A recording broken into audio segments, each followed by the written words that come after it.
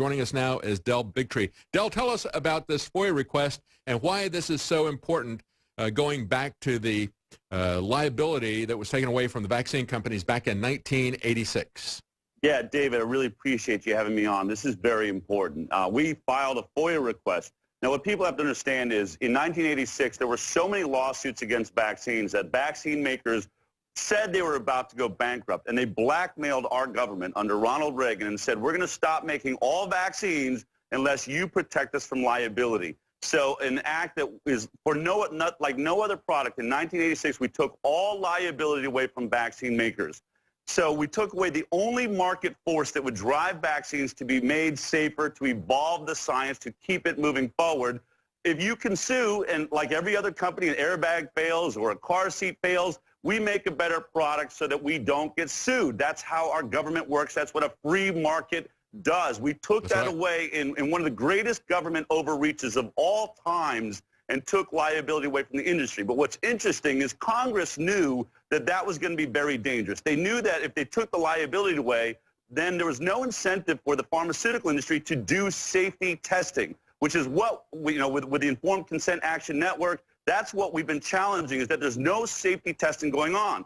So what they did was they made Health and Human Services, which is the head of our entire health agency, government health agency in America, they put them in charge of safety and said, okay, since the industry will not do it and there's no incentive, you're now responsible. And so what we did is in the 86 Act, it actually mandates that Health and Human Services has got to, every 2 years, report to the Congress and talk about, it says it right here, it says, to promote the development of childhood vaccines that result in fewer and less serious adverse reactions than those vaccines on the market on December 22nd, 1987, when this law went into place. They are supposed to be making them safer and reporting to Congress every 2 years how they're doing it. So we simply made a FOIA request, Freedom of Information Act, and asked to see those recommendations that they had made every 2 years since 1987, and every reference or discussion or email that discussed how they were making vaccines safer, the safety studies that were going on in these products, since we know the industry is not doing it.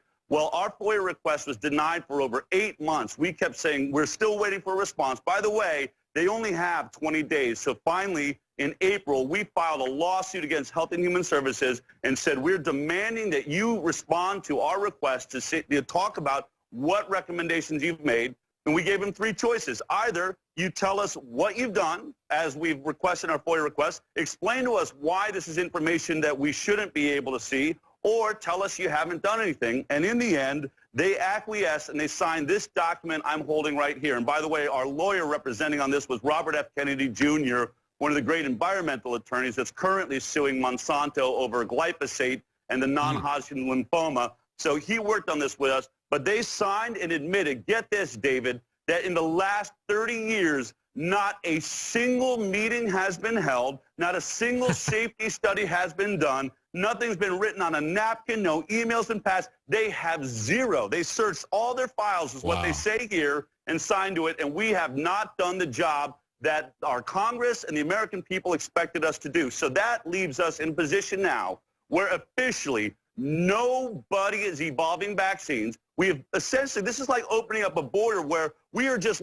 allowing like poison products from the pharmaceutical industry as a floodgate straight into our children without any stopgaps or any science going on whatsoever. Think about what happened. We took away liability at a time where they were getting so many lawsuits they couldn't survive. So somebody was going to have to make those products safer. That was supposed to be Health and Human Services, and now they've admitted they didn't do it. So these dangerous products that were getting sued like crazy have multiplied from that moment, from the 10 vaccines that were dangerous at that time to now 53 vaccines we're giving to our kids, none of them being tested for safety. And we can only assume they're as dangerous as the others, especially when you look at the stats you just said, potentially 5.9 million vaccine injuries just in 2016 alone. I think this is a huge development. And what it's leading to, David, is I think we've now got to step up and say we want to see the 1986 Act repealed. This overreach of government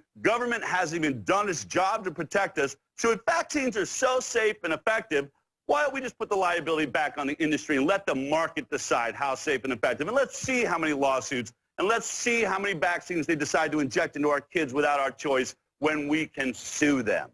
Wow.